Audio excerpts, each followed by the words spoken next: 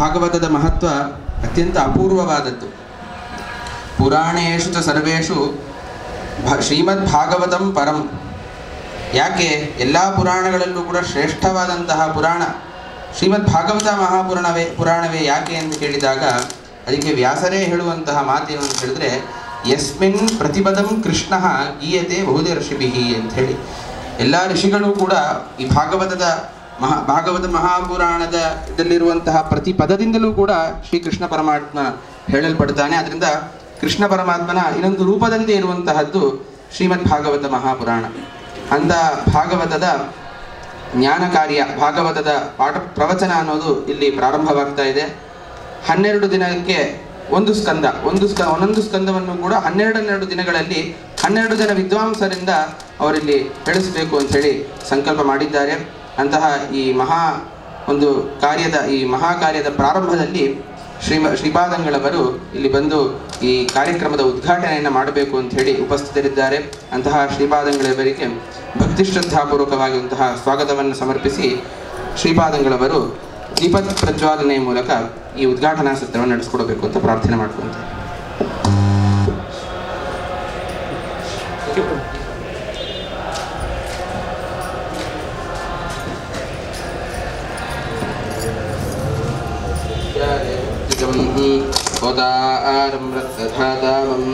ಅಗ್ನಿಪೂರ್ವೇಭಿರ್ಷಿಭಿರೀಟ್ಯೋ ನೂತಾನೇನುತಾ ಸದೇವಾಂ ಏಹ ವಕ್ಷತಿ ಅಗ್ನಿನಾ ಆರೈಮಷ್ಟವಿದ್ಘೋಷಮೇವ ದಿವೇ ದೀವೇ ಯಶಸಂ ವೀರವತ್ತಮಂ ಅಗ್ನೇಯೈ ಯಜ್ಞಮಧ್ವರಂ ವಿಶ್ವತಃ ಪರಿಭೂರಸಿ ಸೈತ್ವೇವೇಷು ಗಚ್ಚತಿ. ಓಂ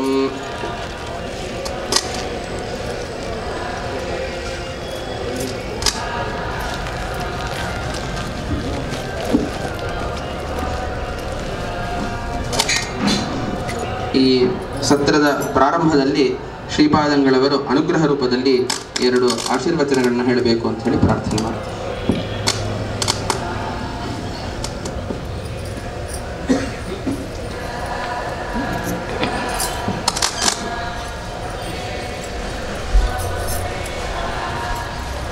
ಶ್ರೀ ಗುರುಭ್ಯೋ ನಮಃ.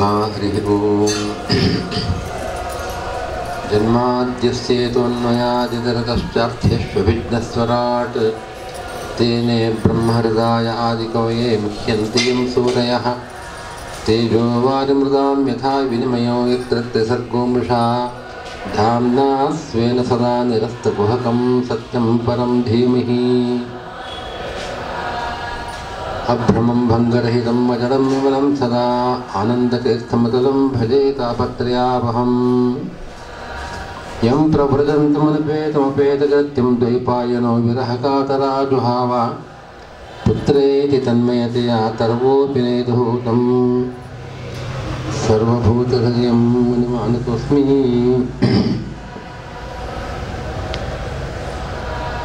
ಶ್ರೀಮದ್ ಭಾಗವತದ ಪ್ರವಚನ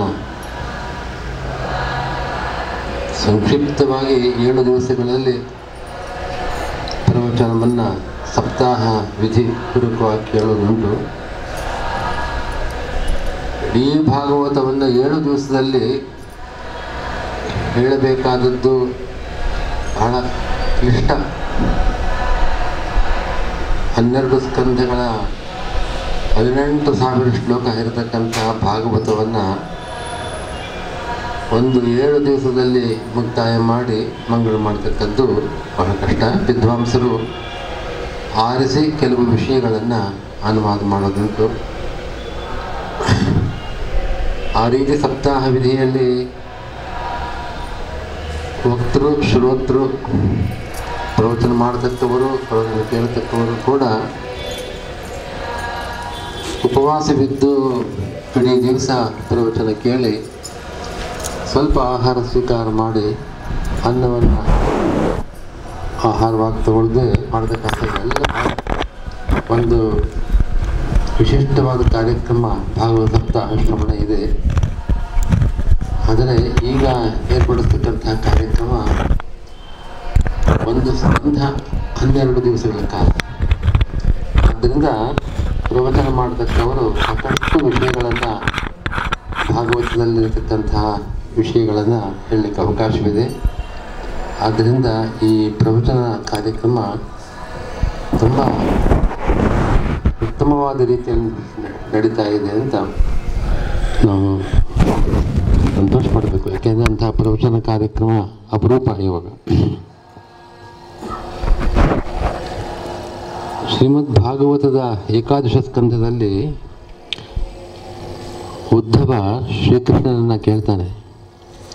ಶ್ರೀಕೃಷ್ಣ ಉದ್ಧವನಿಗೆ ಉಪದೇಶ ಮಾಡಿದ ಭಾಗ ಉದ್ಧವ ಗೀತೆ ಏಕಾದಶ ಸ್ಕಂದದಲ್ಲಿ ವಿಸ್ತಾರವಾಗಿ ಬಂದಿದೆ. ಭಗವಂತ ತುಂಬ ರಹಸ್ಯವಾದ ಪ್ರಮೇಯಗಳನ್ನು ಉದ್ಧವನಿಗೆ ಉಪದೇಶ ಮಾಡಿದ್ದಾನೆ. ಮಹಾಭಾರತದಲ್ಲಿ ಭಗವದ್ಗೀತೆ ಹೇಗೆ ಒಂದು ವೇದಾಂತ ಶಾಸ್ತ್ರ ಅಂತ ಅನ್ನಿಸ್ಕೊಂಡಿದೆಯೋ ಹಾಗೆ ಶ್ರೀಮದ್ ಭಾಗವತದಲ್ಲಿ ಉದ್ಧವ ಗೀತೆ ಅಂತಹ ಒಂದು ಮಹತ್ವವನ್ನು ಪಡೆದಿದೆ. ಎಲ್ಲ ಧರ್ಮದ ರಹಸ್ಯಗಳನ್ನು ಕೂಡ ಭಗವಂತ ಉಪದೇಶ ಮಾಡಿದ್ದಾನೆ. ಕೃಷ್ಣ ಉದ್ಧವನಿಗೆ ಉಪದೇಶ ಮಾಡಿದ ನಂತರ ಉದ್ಧವ ಕೇಳ್ತಾನಂತೆ. ಉದ್ಧವನಿಗೆ ತಿಳಿದಿದೆ ಭಗವಂತ ಸದ್ಯದಲ್ಲೇ ಪರಂಧಾಮಕ್ಕೆ ಹಿಂದಿರುಗ್ತಾ ಇದ್ದಾನೆ. ಭೂಲೋಕದಲ್ಲಿ ಶ್ರೀಕೃಷ್ಣನ ಈ ರೂಪ ಇಲ್ಲ, ಇನ್ನು ಮುಂದೆ ಕಾಣಿಸಿಗೋದಿಲ್ಲ ಅಂತ ಗೊತ್ತಿದೆ. ಉದ್ಧವ ಕೇಳ್ತಾನೆ, ನೀನು ದುಷ್ಟ ಶಿಕ್ಷಣ, ಶಿಷ್ಟರ ರಕ್ಷಣೆ ಇದಕ್ಕೋಸ್ಕರ ಅವತಾರ ಮಾಡಿದ್ದು,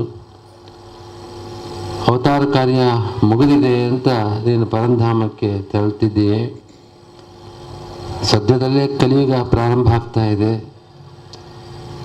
ನೀನಿದ್ದಾಗ ದುಷ್ಟರೆಲ್ಲ ಅಡುಗೆ ಹೋದರು, ದುಷ್ಟರು ಯಾರೂ ಉಳಿದಿಲ್ಲ. ಆದರೆ ನೀನು ಪುನಃ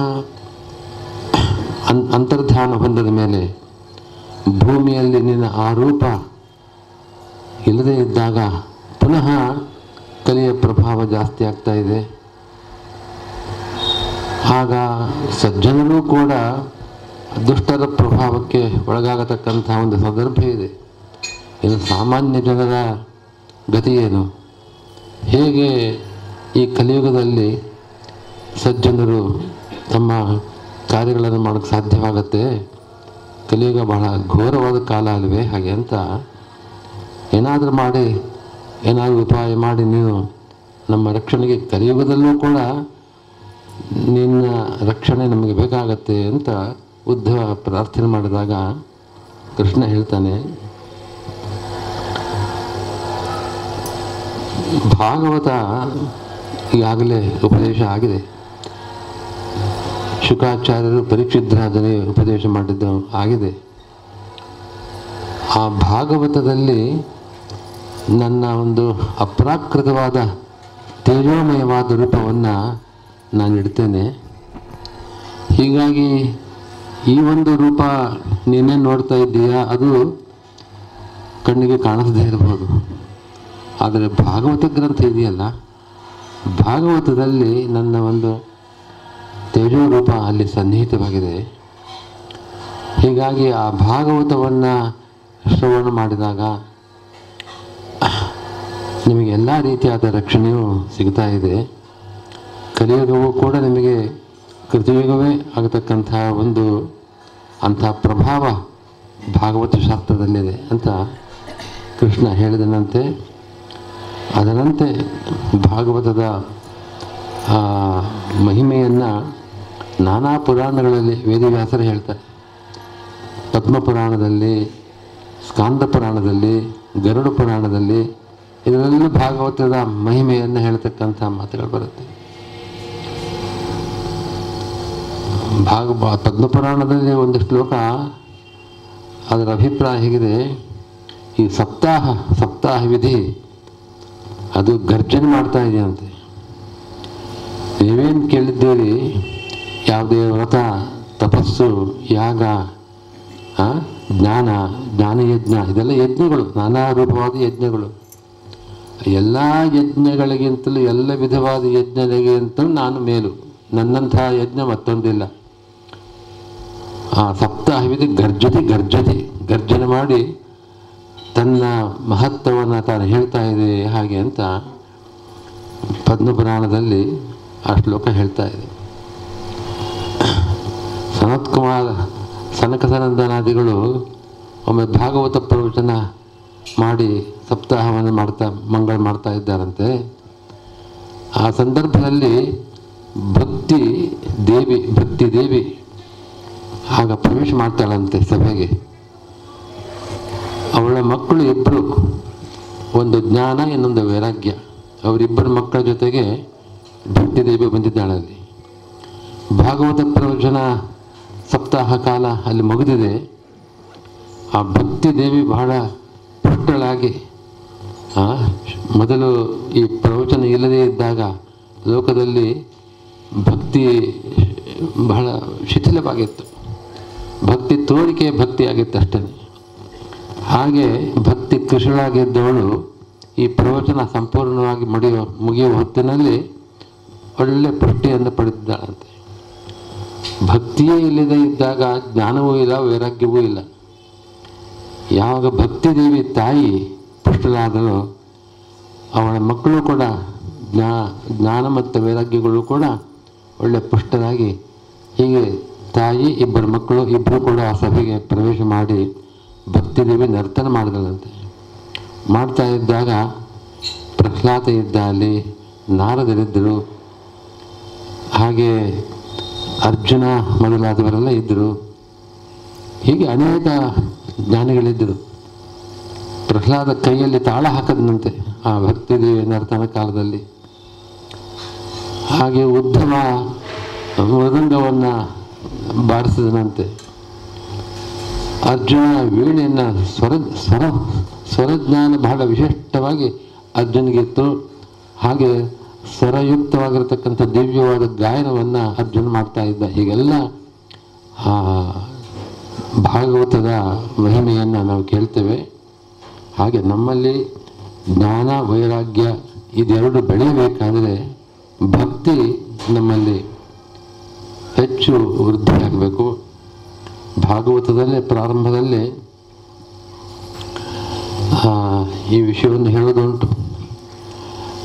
ಧರ್ಮ ಪ್ರೋಚ್ಯತ ಕೈತವೋತ್ತ ಪರಮೋ ನಿರ್ಮತ್ಸರಾಣಾಂ ಸದಾಂ ವೇದ್ಯಂ ವಾಸ್ತವಮತ್ರ ವಸ್ತು ಶಿವದಂ ತಾಪತ್ರಯೋನ್ಮೂಲನಂ ಶ್ರೀಮದ್ಭಾಗವತೆ ಮಹಾಮನಿಗತೆ ಕಿಮ್ಮಾಪರೇಶ್ವರಃ ಸದ್ಯೋ ಹೃದ್ಯವರುದ್ಧತೆ ಕೃತಿಭಿ ಶುಶ್ರೂಷಿಭಿಸ್ತಕ್ಷಣಾತ್.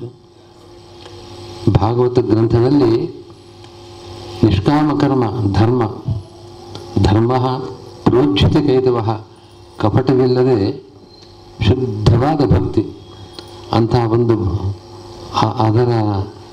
ಅದನ್ನು ಹೊಂದತಕ್ಕಂತಹ ಒಂದು ಭಗವಂತನ ಕಥೆ ಇಲ್ಲಿದೆ. ಸರ್ವೋತ್ತಮನಾದ ನಿರ್ದೋಷನಾದ ಅನಂತ ಕಲ್ಯಾಣ ಗುಣಪೂರ್ಣನಾದ ಭಗವಂತನೇ ಇಲ್ಲಿ ಮುಖ್ಯವಾಗಿ ಪ್ರತಿಪಾದ್ಯನಾಗಿದ್ದಾನೆ. ಇಂಥ ಒಂದು ಭಾಗವತದ ಕಥೆಯನ್ನು ಯಾರು ಕೇಳ್ತಾ ಇದ್ದಾರೋ ಆ ಕ್ಷಣದಲ್ಲಿ ಅವರ ಹೃದಯದಲ್ಲಿ ಭಗವಂತ ಬಂದು ನಿಲ್ತಾನೆ.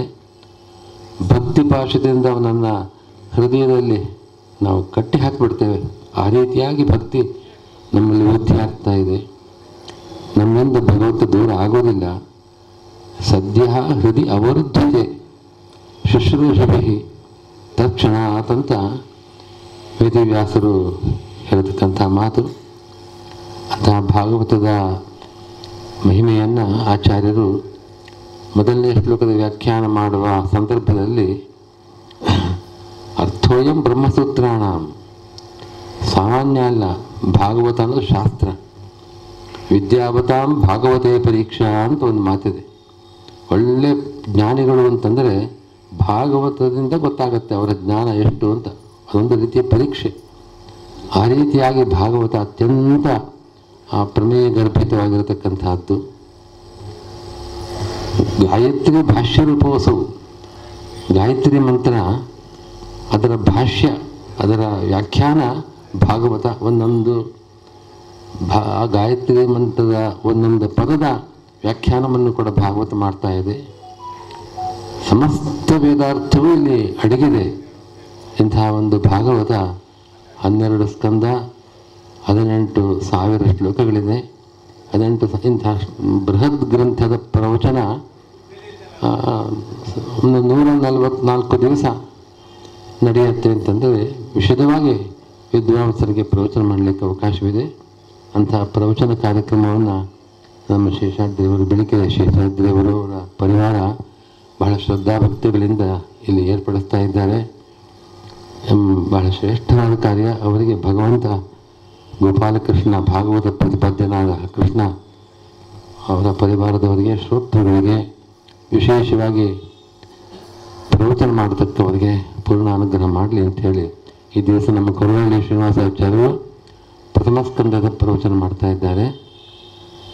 ತುಂಬ ಯಶಸ್ವಿಯಾಗಿ ಇದು ನಡೆಯಲಿ, ನಿರ್ವಿಘ್ನವಾಗಿ ನಡೆಯಲಿ ಅಂತ ನಾನು ಪ್ರಾರ್ಥನೆ ಮಾಡಿ ಮುಗಿಸ್ತಾ ಇದ್ದೆ. ಶ್ರೀಕೃಷ್ಣ.